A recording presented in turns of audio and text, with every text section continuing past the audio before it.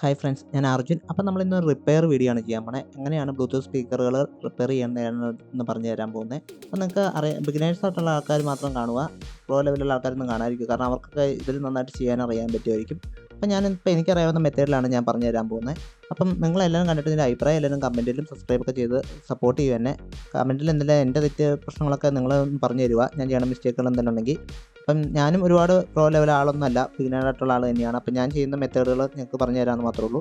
അപ്പം ഞാൻ ചെയ്യാൻ പോണേ ഇതെല്ലാം ഓരോ ഷോപ്പിൽ നിന്നൊക്കെ തന്നെ ഈ കംപ്ലൈൻ്റ് ആയിട്ടുള്ള ബ്ലൂടൂത്ത് സ്പീക്കറാണ്. അപ്പോൾ ഞാനത് സർവീസ് ചെയ്ത് കൊടുക്കാറൊക്കെയുണ്ട് ഷോപ്പുകൾക്കൊക്കെ വേണ്ടി. കാരണം ഒരുപാട് പ്രൊഡക്റ്റ് വേസ്റ്റ് വന്നു കഴിഞ്ഞാൽ ഒരുപാട് നഷ്ടങ്ങൾ വരും. അപ്പോൾ ഒരുപാട് കടയിലുള്ള ഈ മൊബൈൽ കട, കമ്പ്യൂട്ടർ കടയിലൊക്കെ ബ്ലൂടൂത്ത് സ്പീക്കർ ഞാൻ റിപ്പയർ ചെയ്ത് കൊടുക്കാറുണ്ട്. അപ്പോൾ നമ്മൾ റിപ്പയർ ചെയ്യുമ്പോൾ മാക്സിമം നമ്മൾ അഴിച്ചെന്ന് പോലും അറിയാതെ തന്നെ നമ്മൾ റിപ്പയർ ചെയ്യുക. കാരണം എന്താ വെച്ചാൽ നമ്മളത് പാക്ക് ചെയ്ത് കൊടുക്കുമ്പം ഒരിക്കലും അറിയരുത്. കാരണം റിപ്പയർ അത്യാവശ്യം നല്ല കമ്പനി ക്വാളിറ്റി തന്നെ നിങ്ങൾ റിപ്പയർ ചെയ്യുകയാണെങ്കിൽ മാക്സിമം നമുക്കൊരു എന്നാ പറയുന്നത്, നമ്മുടെ ഒരു സർവീസ് അത്രയും ക്വാളിറ്റി ഉണ്ടെന്ന് ആൾക്കാർക്ക് മനസ്സിലാവുള്ളൂ. കാരണം നമ്മൾ അഴിച്ച് മൊത്തം കോളാക്കി എണ്ണയൊക്കെ പറ്റിച്ചിരിക്കുകയാണെങ്കിൽ ആൾക്കാർക്ക് കാണുമ്പോൾ തന്നെ തോന്നും ഇത് എന്ത് സാധനം, ഇത് മേടിക്കാൻ കൊള്ളൂ, സെക്കൻഡ് ആണോ എന്നൊക്കെ തോന്നും. അപ്പോൾ നമ്മൾ സർവീസ് ചെയ്യുവാണെങ്കിൽ തന്നെ അത്യാവശ്യം നല്ല പ്രോഡക്റ്റ് വെച്ച് സർവീസ് ചെയ്യാം. ഞാൻ സർവീസ് ചെയ്ത സാധനം എന്നായാലും ഒരാൾ തിരിച്ചു കൊണ്ടുവരില്ലെന്ന് എനിക്ക് 100% ഉറപ്പുണ്ട്. കാരണം മേടിക്കുന്ന പ്രോഡക്റ്റ് അവർ തന്നെക്കാളും ചൈന ബാറ്ററിയാണ് വരുന്നത്. ഞാൻ വെച്ച് കൊടുക്കണ കമ്പനി ബാറ്ററി വെച്ചാണ് ഞാൻ സർവീസ് ചെയ്യണേ. അത്യാവശ്യം നല്ല ക്വാളിറ്റിയുള്ള ബാറ്ററി ഞാൻ ഇട്ട് കൊടുക്കാറുണ്ട്. അപ്പം നിങ്ങൾക്ക് ഞാൻ സർവീസ് ചെയ്ത പ്രോഡക്റ്റ് ഒരിക്കലും കേടാവില്ലെന്ന് എനിക്ക് ഉറപ്പുണ്ട്. അതുപോലെ തന്നെ അതിൽ വന്ന പ്രോഡക്റ്റ് കേടായാലും എൻ്റെ സർവീസ് ചെയ്യുന്ന പ്രോഡക്റ്റ് ഒരിക്കലും കേടാവില്ല.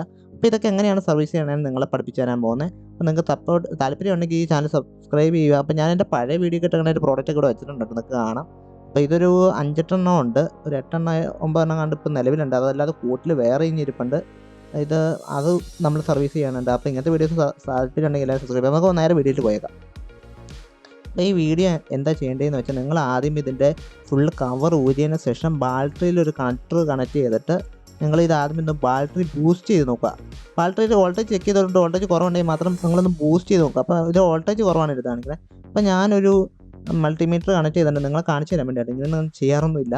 സാധാരണ ചെക്ക് ചെയ്തിട്ടങ്ങ് ബൂസ്റ്റ് ചെയ്യുകയുള്ളൂ. ഒരു സമയം വയ്ക്കും, മിനിമം ഒരു 2 മിനിറ്റൊക്കെ വെച്ചിട്ടങ്ങ് ബൂസ്റ്റ് ചെയ്യത്തേ ഉള്ളൂ.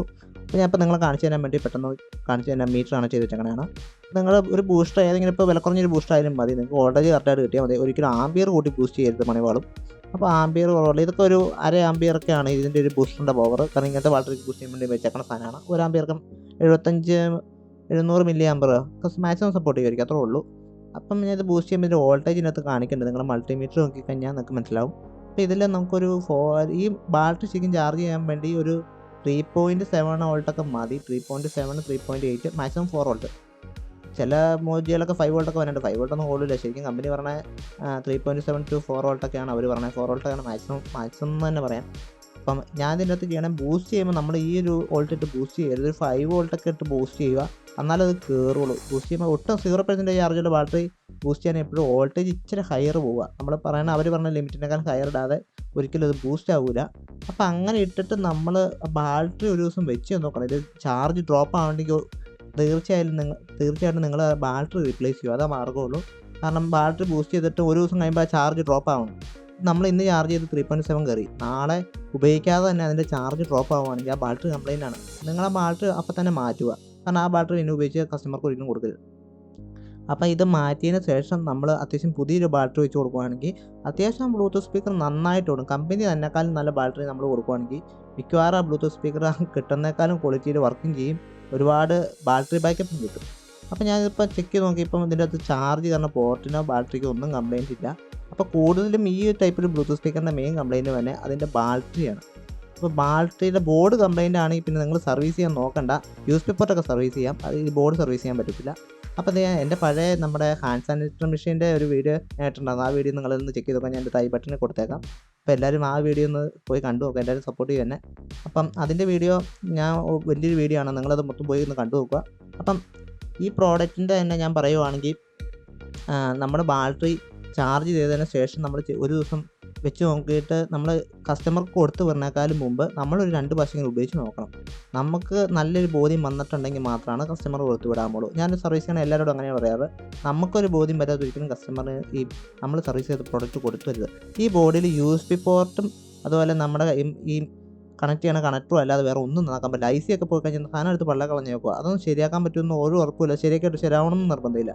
അപ്പോൾ അങ്ങനെയുള്ളത് ചെയ്യാതിരിക്കും. മാക്സിമം USB പോർട്ട്, അതല്ലാതെ ഇതിനകത്ത് വേറെ ഒന്നും ശരിയാക്കാനുള്ള വസ്തുക്കളൊന്നും തന്നെ ഇല്ല. എല്ലാ SMD കമ്പോണൻസ് അത്, കാരണം നിങ്ങളത് ശരിയാക്കിയാലും ചിലപ്പോൾ ശരിയാവണമെന്നൊന്നും നിർബന്ധമില്ല. പിന്നെ അത് എത്ര ദിവസം നിൽക്കണമെന്ന് ഉറപ്പില്ല. അപ്പോൾ നമ്മൾ അങ്ങനെയുള്ള പ്രോഡക്റ്റ് നമ്മൾ പിടിക്കാറില്ല. കാരണം നമുക്ക് ഉറപ്പ് വേണമല്ലോ അത് ശരിയാവുകയോ ഇല്ലെന്നുള്ളത്. അപ്പോൾ ഇതൊക്കെ ശരിയാക്കാൻ ഭയങ്കര എളുപ്പമാണ്. അപ്പോൾ ഇതുപോലത്തെ കുറേ സർവീസ് ചെയ്യുന്ന വീഡിയോസ് ഞാൻ ഇപ്പോൾ പുതിയതായിട്ട് എൻ്റെ ചാനലിൽ വരുന്നുണ്ട്. നിങ്ങളെല്ലാം സബ്സ്ക്രൈബ് ചെയ്യുകയാണെങ്കിൽ ഞാൻ കൂടുതൽ ഇൻഫർമേഷൻ ആയിട്ടുള്ള വീഡിയോസ് കൂടുതൽ ഇടുന്നതായിരിക്കും. അപ്പോൾ ഇത് കണ്ടോ, ഇപ്പോൾ ചാർജ് കയറുന്നതിൻ്റെ ഇൻഡിക്കേഷൻ തെളിഞ്ഞിട്ട്, അപ്പോൾ ഇതിൻ്റെ അർത്ഥം ചാർജ് കയറുന്നുണ്ട്. അപ്പോൾ പവർ ബട്ടൺ ഞെക്കുമ്പോൾ ബ്ലൂ ലൈറ്റ് കത്തുന്നുണ്ട്. അപ്പോൾ ഈ സാധനം ഓൺ ആയിട്ടുണ്ട്. അപ്പോൾ നിലവിൽ ഇതിന് ബോർഡ് കംപ്ലയിൻറ്റോ കാര്യങ്ങളോ ഒന്നുമില്ല. സ്പീക്കർ സൗണ്ടും കേൾക്കണ്ട, പിന്നെ സൗണ്ട് ഇട്ട് തന്നിട്ടില്ല. അപ്പോൾ നിങ്ങൾ പറ്റുമെങ്കിൽ, കാരണം എന്ന് വെച്ച് കഴിഞ്ഞാൽ ഇപ്പോൾ ഡബ് ചെയ്യണേണ്ട് സൗണ്ട് ഇടാൻ പറ്റത്തില്ല. ഈ സ്പീക്കറിനകത്ത് അത്യാവശ്യം നല്ല ക്വാളിറ്റിയുള്ള സൗണ്ട് തന്നെയാണ് വരുന്നത്. പിന്നെ അത് 2 സ്പീക്കർ ശരിക്കും വരുന്നുണ്ട്, അത്യാവശ്യം നല്ല സൗണ്ട് തന്നെയുണ്ട്. അപ്പോൾ നിങ്ങൾക്ക് ഇങ്ങനത്തെ വീഡിയോ ഇഷ്ടപ്പെട്ടെങ്കിൽ എല്ലാവരും സബ്സ്ക്രൈബ് ഒക്കെ ചെയ്യുക. നമ്മൾ ഉടനെ തന്നെ അടുത്ത വീഡിയോ വരുന്നതായിരിക്കും. Bye guys.